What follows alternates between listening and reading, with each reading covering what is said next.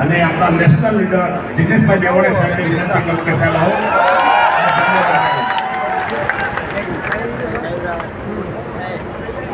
સમયની મર્યાદાના કારણે લાંબી વાત પણ નહીં કરું અને મંચ ઉપરના તમામ સાથીઓનું નામ ન લઈ શકું તો માફ કરજો. આપણા પૂર્વ પ્રદેશ પ્રમુખ શ્રી માનનીય જગદીશભાઈ, પ્રદેશ પ્રમુખ શ્રી શક્તિભાઈ અને જૂનના પહેલા અઠવાડિયામાં જેનો ગુલામ ઉડવાનો છે એમાં જ્ઞાનીબેન ઠાકોર. 20 તારીખે યુવાનો અને દલિત સમાજની એક સંયુક્ત મીટિંગ એ થરાદની ધરતી પર કરીએ તારા લાકડા તોડ બેટિંગ કરી 40 મિનિટ.